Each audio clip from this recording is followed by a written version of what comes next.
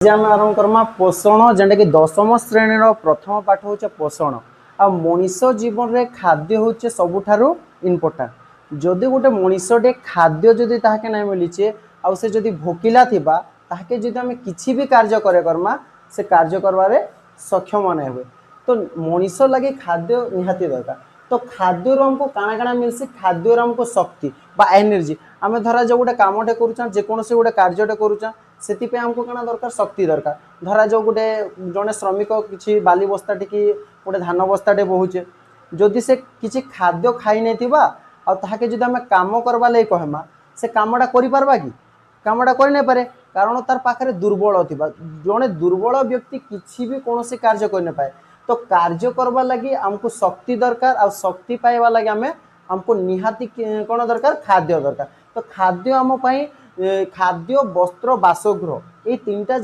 गुरुत्वपूर्ण तो से आम खाद्य इम्पोर्टाट काଣା काଣା देखिन तो खाद्य आमको शक्ति मिलूँ और खाद्य खाइले आमको शरीर विकास और वृद्धि हुए देखिए छोट पिला माने छोट बेले भी कहते समस्ते पढ़ंतु समस्ते पढ़ंतु से भाया तो निहाती खाद्य पाठ पढ़ी करी जड़े बढ़वा कि नहीं आम ता तो कहीपर ना किंतु जड़े खाद्य न खाइले जड़े बढ़ी नहीं पारे जिते बड़े आम छोट छोट छाऊँ छोट पिला मन को देखो खाद्य खाइला खाद्य दवापर से धीरे धीरे टी शक्ति पाई जाए आस्ते आस्ते कण हवा तार शरीर वृद्धि होते जाए आज जो छुआटी जो बड़ बा नागरिक बा गोटे बड़ यौवन अवस्था को आस से भी खाद्य खाऊे आ खाद्य खाइबा परे हमको दुईटा जिनिस मिलूँ गोटे शक्ति मिलूँ आ गोटे शरीर वृद्धि और शरीर आउ कौन करे खाद्य खाइबा द्वारा शरीर मरामती बा क्षयपूरण हुए आम रास्तार जाऊँ आ रास्तार गला बेले पड़गला जदि आम पड़गना बोले से जगार आमर कौन क्षत हो जाए तो से क्षत पूरण होगापाई किसी समय लगब आ से क्षत पूरण होगा समय जब आम किसी खाद्य खाइबा ना तो क्षतटा पूरण हो पार कि क्षत पूरण हो पार ना तेणु आमको कौन हुए से आमको खाद्य खाइबा हुए आते जदि कौन असुविधा हुए कौन कोषर वृद्धि हो पारे ना कि अन्य कौन जदि असुविधा थाए कि कौन आम अंग शक्त न थाए तेज आमको डॉक्टर कौन कहती खाद्य खाओ और प्रोटीन युक्त खाद्य खाओ और प्रोटीन युक्त खाद्य खावा फल कौन हुए आम शरीर क्षय भी पूरण हुए आमको शक्ति भी मिल जाए आम शरीर अंग प्रत्यंग वृद्धि भी होता है आउ खाद्य आमको कौन मिलूँ रोग प्रतिरोधक शक्ति रोग प्रतिरोधक शक्ति बोले कौन जेते बेले 2019 मसीहा बेलू कोरोना भाइरस मानक गोटे HIV कोरोना भाइरस आसीला तो से समय लोक मैंने डरी जाते जे कोरोना भाइरस रे बहुत सारा लोक मरी जाते मरवा ठारू डरवा बहुत भयंकर थिला किंतु किछि लोकों को कोरोना भाइरस है मरी नथिले कारण मरब से व्यक्ति जो व्यक्तिर रोग प्रतिरोधक शक्ति कम थाए से व्यक्ति कौन हम तार मृत्यु हवाटा अनिवार्य है तो शरीर जदि आम रोग प्रतिरोधक शक्ति अधिक थीबो तेबे आमको कौन सी रोग किसी करिपारिबो नै तेणु आमको खाद्य निहाती जरूरी है आ खाद्य खाया फल कौन हुए रोग प्रतिरोधक शक्ति बढ़े तो हमको खाद्यर केतोटी उपकार मिलूँ खाद्य आमको शक्ति मिलूँ खाद्य खाया फल शरीर विकास होउची वृद्धि होउची शरीर आमर क्षय पूरण होउची जदि आम कौन स्थान क्षत व्यक्त धीरे धीरे से क्षयटा पूरण हो जाउची और शरीर आमको खाद्य रोग प्रतिरोधक शक्ति मिलूँ तो आम क्यों भाया खाद्य खाइबा आ क्यों खाद्य आमको कौन कौन मिलता है ताहा जानवा तो सबुज उद्भिद और नीलहर्ष बाल जहाँ स्वभोजी कहूँ तो उद्भिद दृष्टि स्वभोजी गोटे थाए गोटे परभोजी थाए स्वभोजी अर्थ कौन जो जीव बा उद्भिद निज खाद्य निजे सृष्टि करि पारंती तांको स्वभोजी कहवा स्व माने निज खाद्य निज प्रस्तुति करवा तो सबुज उद्भिद कौन ये प्रथमे निज खाद्य निज प्रस्तुति कर गोटे गछ के किछि तो सबुज उद्भिद कणा करसी जे निजर खाद्य निजे प्रस्तुत कर पारसे निजर खाद्य लगी से अन्य उपरे निर्भर करे ना जेन माने निजर खाद्य निजे सृष्टि करि पारंती बा तैयारी करि पारंती से मानको स्वभोजी बोली कर पाएसी तो द्वितीय पॉइंट कणा लखमा जे आलोक श्लेषण प्रक्रिया बोले कणा जहाँ आम फोटोसिंथेसिस बोली कर कहसा जे गछ निजर खाद्य निजे केंती कर प्रस्तुति करसी तो जने के जदि खाद्य प्रस्तुति करवा लगे हेले किछि ना किछि दरकार तो काଣା काଣା दरकार गछ के खाद्य प्रस्तुति करवा लगे H2O + CO2 H2O रो अर्थ काଣା भिले H2O रो तो गछ के खाद्य प्रस्तुति करवा लगी जल एवं अंगारकाम्ल दरकार। जल आ अंगारकाम्ल आ जल अंगारकाम्ल खनिज लवण ये सब दरकार हुए। आ केउं समय खाद्य प्रस्तुति करि पारे जेतेबेले सूर्यालोक ताको मिले। गछ को जेतेबेले सूर्यालोक अच्छे रात्रि समय से खाद्य प्रस्तुति करे ना, दिन समय जेतेबेले सूर्यंकर अवस्थिति समय से जल एवं अंगारकाम्ल रो सदुपयोग करना सूर्यालोक रो समय से हरित लवक गछरे काना दिसे हरित लवक थाए तो हरित लवक माध्यम से निजर खाद्य प्रस्तुति करि पारे और खाद्य प्रस्तुति करी हमको सरकार जातीय खाद्य प्रदान करथाय। ओ हमको कोन मिली थाए 6H2O 6O2 O2 माने से गछ हमको अम्लजान दे थाए। जेतेबेले गछ आम ठारू से अंगारकाम्ल पाइला और अंगारकाम्ल के विनियोग करना से खाद्य प्रस्तुति कला अंगारकाम्ल और जल को पुणी थे से परवर्ती अवस्था कौन करे पुणी थे आमको जलीय बाष्प हिसाब से जल को फेरई दिए आमको अम्लजान प्रदान करते। तो द्वितीय पॉइंट क्लियर। तो तृतीय पॉइंट क्या अच्छे जे अन्य समस्त प्राणी खाद्य प्रत्यक्ष बा परोक्ष भाव में उद्भिद उपर निर्भर करती। जमीती कि धरा गोटे मनीष हो कि छेली गाय हो एमाने तो निज खाद्य निजे प्रस्तुति करेंगे कि एमाने निज खाद्य निज प्रस्तुति करती ना तो एमाने उद्भिद उपर निर्भर करती। तो जो जीव निज खाद्य निजे प्रस्तुत कर न पारी अन्य उपर निर्भर करता है ताको आमे कोन कहबा ताको स्वभोजी कहबा कि ताको परभोजी कहबा जेतु से निज खाद्य निजे प्रस्तुत करि पारु नै। तो जेते बेले आमे खाद्य खाउछु खाद्य कना से जटिल अवस्था रे थिसी। तो खाद्य आमे गोटे धरा जाओ आमे गोटे काकुड़ी खाउचा काकुड़ी सरल अवस्था रे थाए कि तो काकुड़ीटा जटिल अवस्था रे थाए किंतु आमे जेतले खाद्य को खाउछु सरल अवस्था रु ताको कोन करूछु ई जटिल अवस्था रु ताको आमे कना करूछु सरल अवस्था के परिवर्तन करूछु। आ सरल अवस्था रे परिवर्तन हला परे जी खाद्य रु हमको शक्ति मिले। जटिल अवस्था रु डायरेक्टली हमको शक्ति मिली न थाए सरल अवस्था हेबा परे हमको शक्ति मिली थाए। तो सरल खाद्य आमे जेतेबेले आमे जटिल खाद्य खाउछु जटिल खाद्य को आमे सरल खाद्य रे परिणत कर देबा फल से सरल खाद्यटा कना आम शरीर केवल सरल खाद्य को ही अवशोषित कर पारबो जटिल खाद्य को आम शरीर अवशोषण कर पारिबो नाही। तो शरीर अवशोषित हला परे तो आम शरीर रे जो आम शरीर वृद्धि हुए तो सरल खाद्य पदार्थ हुए जटिल खाद्य पदार्थ रे हुए नाही।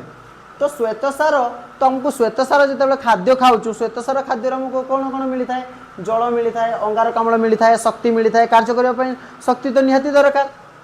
तो चय बा आनाबोलिजिम बोले कौन देख चय युक्त अपचय बा चयापचय बा जाके मेटाबोलिजिम कहूँ मेटाबोलिजिम माने देखि केते केते लोक पूरा मोटा मोटा थांती आउ केते केते लोक पतला थांती। तो जो व्यक्ति माने खाद्य खाइबा परे तार चयापचय शक्ति जदि शीघ्र थाए तो खाद्य कौन हम शरीर जल्दी शीघ्र ध्वंस हो जिते बड़े ध्वंस हो खाद्यटा से कौन हम से शरीर में चर्बी सृष्टि हो पार ना आ चर्बी सृष्टि ना से पतला थी किंतु किछि लोक बहुत कम खाती आ कम खाइले सुधा से मानकर कौन पेट बाहरी जाए। पेट बाहर कारण हूँ चयापचय शक्ति जदि आम शरीर कम थाए तेबे आमर पेट बाहरटा सुनिश्चित है। तो जिते बड़े चयापचय धीरे धीरे है तो शरीर कौन हम चर्बी अंश बढ़ी चल आ शरीर चर्बी सृष्टि होगा मात्रे मोटा हवाटा साधारण कथा। तो तेणु देखि सदा बेले पतला पतला पिला माने ज्यादा खाती आम ठार किंतु मोटा लोक मैंने बहुत कम खाती किंतु लोक मैंने कहते अरे तू कम खा ना तू आहरी मोटा हो मोटा हवा तार चयापचय उपर निर्भर कर तार चयापचय शक्ति टी धीरे चलुची तेणु से मोटा हो जाऊँगी नुहे जे से पतला थिबा व्यक्तिटा कम खाऊँ मोटा थिबा व्यक्तिटा अधिक खाऊँ देखा गले सतरे खाए सतरे अधिक खाती पतला लोक किंतु दोष आसता है मोटा लोक को केवल तार चयापचय शक्तिटा धीर जो। तो एबे आमे जानिबा जे आमे जन खाद्य खाऊँ क्यों क्यों खाद्य हमको निहाती दरकार आ खाद्य बा खाद्य सार केते प्रकार आमे पूर्व श्रेणी रे भी यहाँ पढ़ीचु। तो खाद्य सार क्यों कौन अच्छी श्वेत सार पुष्टि सार स्नेह सार जीव सार विटामिन और जल। तो प्रत्येक खाद्य खाइबा परे हमको जल निहाती दरकार जो खाद्य सार भी हो हमको जल अत्यंत आवश्यक। तो एबे प्रथमे आमे जानी जाऊ श्वेत सार श्वेतसार जातीय खाद्य कौन श्वेतसार आम शरीर को शक्ति जगाए तो श्वेतसार खाद्य खाइले आमको शक्ति मिलता है तो देखिथिबो जे श्वेतसार आमको क्योंठु मिले भात रुटी आलू चीनी गुड़ आखु फलरस पनीपरिया तो देखिबा जदि श्रमिक माने धरा जाऊ नदी कूल को क्यों माने बाली आनी जाउचंती पत्थर आनी जाउचंती से माने बेसी कठिन परिश्रम करुवा लोक तांको श्वेतसार जातीय खाद्य निहाती अधिक दरकार देखिथिबो जे साधारण व्यक्ति जने ऑफिस रे काम करूची कि घरे अछि तो से खाद्य कम खाई थाए किंतु जेतेबेले जे गोटे व्यक्ति रे कठिन परिश्रम करूची हार्डवर्क करि थाए ताको अधिक खाना होता है तो तुम देखिथिबो गोटे थाली भात खाइबा बेलू तुम पेट फुरी जाए किंतु से माने जो माने कठिन परिश्रम करथांती से माने दुई थाली भात खाई देंती रुटी जदि देबो बोले 30-40 टा भी खाई देबे कारण तांको कठिन परिश्रम जोगु श्वेतसार खाद्य जातीय खाद्य तांको निहाती अधिक दरकार कारण शक्ति भी तांको अधिक दरकार तुम तो घरे बसिथिबो तो तुम जदि कम काम करूछ तुमको बेसी प्रेशर काम होनी तो तुमको कौन हम तुम कम खाद्य खाइब आ जदि अधिक खाद्य खाइब तो बेसी मोटा हेब तो हमको क्यों क्यों खाद्य श्वेतसार मिल जानी तो प्रतिदिन हमको निहाती केते खाद्य खाइबार अच्छे श्वेतसार 500 ग्राम निहाती दरकार आ जदि आम कठिन परिश्रम करूँ तेज आम 500 ग्राम रु अधिक दरकार रही था तो देख बोले श्वेतसार केते प्रकार श्वेतसार खाद्य को पुणी 3 भाग रे व्यक्त कराई मोनोसाकाराइड्स डाइसाकाराइड्स और पॉलीसाकाराइड्स मोनोसाकाराइड्स रे शर्करा एक ही शर्करा मिलता है किंतु डाइसाकाराइड रे 2टी शर्करा मिलता है और पॉलीसाकाराइड्स रे 2 रो अधिक शर्करा मिलता है हमको तो मोनोसाकाराइड क्यों क्यों खाद्य गुड़िक मिलता है देखि नियो जेमिति कि ग्लूकोज रे मिलता है फ्रुक्टोज रू मिले गालाक्टोज रू मिलता है डाइसाकाराइड्स बा 2 शर्करा विशिष्ट खाद्य गुड़िक है सुक्रोज माल्टोज लैक्टोज और पॉलीसाकाराइड बा ताठारु 2 रु अधिक शर्करा मिलुतबा खाद्य गुड़िक है शर्करा मंडज और सेलुलोज तो आम 10म श्रेणी बही रे एमानक मध्यरु ग्लूकोज विषय बेसी की पढ़िबा सुक्रोज विषय पढ़िबा और मंडज विषय पढ़िबा तो श्वेतसार जेतेबेले आम श्वेतसार खाद्य खाउचु श्वेतसार खाद्य खाई सारिया पर ताहा हम शरीर रे कोन हुए जारण हुए और से खाद्य जारण होई कि हमकु H2O और CO2 और शक्ति मिलता है H2O रो अर्थ कोन बिले जल CO2 माने हमको कोन मिलता है CO2 माने जेतेबेले श्वेतसार जातीय खाद्य खाई सारिला परे हमको कोन शक्ति मिले जल मिलुची आ श्वेतसार खाद्य खाई सारिला परे अंगारकाम्ल शरीर सृष्टि हुए जो अंगारकाम्ल आम शरीर सृष्टि होतुबा जगु आमे से अंगारकाम्ल को त्याग करिया फल रे परवर्ती समय से उद्भिद पुणी थे से अंगारकाम्ल को ग्रहण करुच्ची आ से पुणी थे कौन करुच्ची खाद्य प्रस्तुति करुच्ची यही सत्य तो चालू रोचे तो आम शरीर में 1 ग्राम श्वेतसार को केते परिमाण होता है 16 किलोजूल 16 किलोजूल यानी जहाँ को आम 4.1 किलो कैलोरी शक्ति बोली कही था ओके बिले श्वेतसार तो सरला आम नेक्स्ट जिमा पुष्टिसार को आम प्रोटीन बोली कहू तो पुष्टिसार हमको कौन कौन मिलता है शरीर गठन वृद्धि और विकास तो आम जितेबाला प्रोटीन युक्त खाद्य बा पुष्टिसार खाद्य खाऊचु आम शरीर गठन होता है विभिन्न कोष गुड़िकर गठन होता है आम शरीर धीरे धीरे विकास लाभ करता है वृद्धि करता है और द्वितीय कौन हुए पुष्टिसार जातीय खाद्य जो आम मरामती बा ओ क्षयपूरण मरामती अर्थ आम जदि आम शरीर कौन सी जगार आघात लगी कौन सी जगार क्षय होती तो आम प्रोटीन युक्त खाद्य खाइले कौन हुए ना जहाँफल पुष्टिसार खाद्य से क्षय को पूरण कर दिए तृतीय पॉइंट कौन लिखमा जे नूतन कोष एवं टिश्यूर सृष्टि तो पुष्टिसार जातीय खाद्य जो आम शरीर में नूतन कोष गुड़िक सृष्टि हो पारे और टिश्यू गुड़िक सृष्टि हो पारे टिश्यू तो आम शरीर समस्त अंग अच्छी टिश्यू विषय आम परवर्ती क्लास रे पढ़ा तो टिश्यू विषय विशेष भाव में तो पुष्टिसार जातीय खाद्य क्यों गुड़िक देख सोयाबीन डाली क्षीर माछ मांस अंडार धला अंश तो यही सब खाद्य आमको प्रोटीन मिलता है किंतु अंडार पूरा अंश मिले न थाए अंडार जो हलदिया अंश थाए से आमको पुष्टिसार मिले ना से आमको अन्य खाद्य सार मिले ता विषय पढ़वा केवल अंडार जो धला अंश थाए से धड़ा अंश आमको पुष्टिसार मिलता है और प्रतिदिन आमको 70 ରୁ 100 ग्राम निहाती भाव में जरूरी कौन पुष्टिसार तो पुष्टिसार आउ कौन मिलता है जे एमिनो एसिड रो श्रृंखला द्वारा प्रोटीन गठित हुए आम शरीर में एमिनो एसिड निहाती दरकार एमिनो एसिड जदि शरीर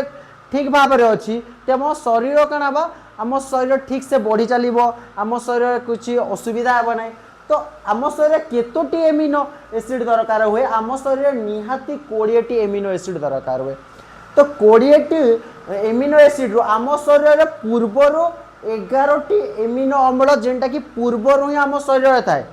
किंतु आमको आउ केतोटी एमिनो एसिड दरकार आउ 9टी एमिनो एसिड तो जे आउ ए 9टी एमिनो अम्लटा केवल खाद्य ही मिलता है अन्य कौन सी रो मिल न थाए तेणु आमको निहाती खाद्य तो क्यों खाद्य 9टी एमिनो अम्ल मिलता है देख जमीती कि किछि लोक शाकाहारी थांती किछि लोक मांसाहारी थांती तो जो व्यक्ति माने शाकाहारी युक्त खाद्य खाई थांती बा मांस खाती ना नॉनवेज खाती ना तो खाद्य को दृष्टि रखी आमको भेज नॉन भेज और गोटे अच्छी भेगान तो नॉन भेज माने किछि लोक क्षीर भी खाती और क्षीर को आम नॉन भेज भी कही पार कारण क्षीरटा कणा गाई ठार मिलूँ गाई गोटे जीव आए प्राणी आए एटा उद्भिद नुहे आम घी खाऊचा घी क्या मिलूँ घी भी गाई ठार सृष्टि होची किंतु 9टी एमिनो अम्ल जहाँ केवल प्राणी पाखर ही मिलता है जो माने माछ मांस अंडा खाई तांकु ये अम्लटा मिल जाए किंतु जो माने ये सब खाती ना माछ मांस खाती ना किछि लोक अच्छा देखी मंगलवार मानती शनिवार मानती ये माने विचक्षण मनीष याक से मैंने कौन कहती कि यही दिन दुईटी आम भगवान को पूजा करवा दरकार यही दिन आम आइष खाइबा ना अन्य दिन आइष खाइबा जदि तुम्हें रास्तार गोटे दिन जाऊच अन्य जमीती कि बुधवार कि गुरुवार रास्तार तुम गोटे दुर्घटना घटीगला आ तुम्हें से भगवान को हाथ जोड़ी प्रणाम कर कह भगवान मते भल कर दियो से दिन से भगवान कह कि जे ना आज तो मंगलवार नुहे कि शनिवार नुहे आज मुझे ठीक करेंगे ना मत तो मंगलवार और शनिवार दिन पूजा करूँ बाकी दिन तो मत पूजा करूनु तो आज मुझे कहीं ते रक्षा करी आ किसी व्यक्ति कौन करती ना ये सब खाद्य को आमिष खाद्य को राक्षस खाद्य कहते तो आमको निहाती 9टी एमिनो अम्ल दरकार तो आमको 9टी एमिनो अम्ल पर माछ मांस अंडा खाइबा दरकार किंतु किसी लोक कौन करती जितेबाला तार देह असुस्थ हुए से डाक्तर पाखक जाए और डाक्तर ताको कौन करती विभिन्न प्रकार विटामिन गुड़िक दिखती से विटामिन जिते बड़े कि से विटामिन ही नॉनवेज खाद्य सृष्टि होता है आ सेतेबेले से व्यक्ति जो विटामिन खाए ताहाकु से आमिष धरे ना केवल माछ मांस अंडा को तो आम कहूना जे समस्ते खाइबा दरकार तो किंतु आम शरीर पर जेहेतु दरकारी तो खाद्य खाइबा उचित तो ठीक अच्छे पिले आज क्लास को आम ये रखुचु परवर्ती क्लास में स्नेह सारा विषय पढ़ा।